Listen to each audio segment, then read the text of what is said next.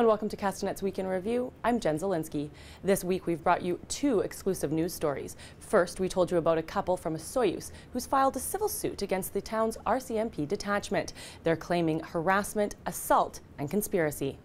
Sharon and Roy Leyburn say the situation got so bad they were run out of town and now fear retaliation from the RCMP. They say the issues arose out of a residential dispute which quickly escalated to what they claim was stalking by an individual with ties to the RCMP.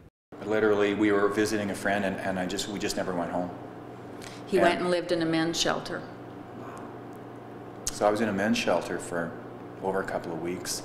My son and I lived in a shelter for 33 days. Eventually, we rented a temporary accommodation.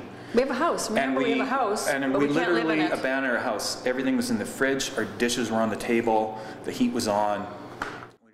The Leyburns are one of two families suing the detachment, although none of the allegations against the RCMP and its members have been proven in court. Our second exclusive comes out of Vernon, where concerns are arising after patients of the mental health program at Vernon Jubilee Hospital are walking away and going missing. The patients are being let out on day passes either to smoke or for a day trip and are not returning to the facility, which is when the RCMP are being called in to assist. Staff here we get sent to go look for these individuals, and it is a concern because some of them are dangerous within our community. And we know of a couple cases where individuals have harmed themselves. We know of a couple cases where they've committed offense, and some of them have attacked our officers while dealing with it, So yes, it had become a concern for the Vernon detachment. Vernon Jubilee Hospital says they're always reviewing their security measures and work closely with the RCMP when it comes to finding missing patients.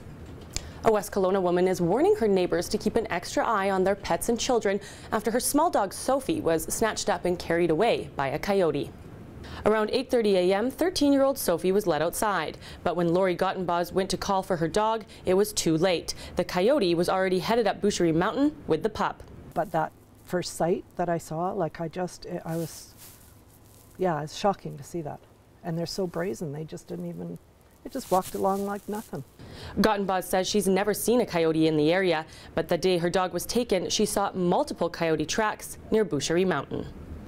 Central Okanagan Search and Rescue conducted a simulated plane crash this week alongside the Royal Canadian Air Force. This simulated plane crash and have us just come in here and do what we do in a plane crash site. We're ambulance. We're trained to be paramedics. We're trained through an ambulance service. What we do out here is taking that and just moving it to this outdoor setting and out here in the woods, sort of. So it's perfect. The opportunity for both search and rescue teams to work together proved invaluable, as they will now be more prepared for future real-life events. A house in Glenmore filled with smoke after a ceiling fan malfunctioned. One person was home at the time of the incident. They were able to escape uninjured. Quick response from the crews, so we were able to access the fan and disconnect the power, and the damage is very minimal. The smoke damage appeared to be contained to the upstairs of the home. However, both an insurance adjuster and a fire investigator were called to the scene. Well, that wraps up Castanet's Week in Review. I'm Jen Zielinski. Thanks for watching. Remember to send your news tips to news@castanet.net and follow us on Twitter @CastanetNews.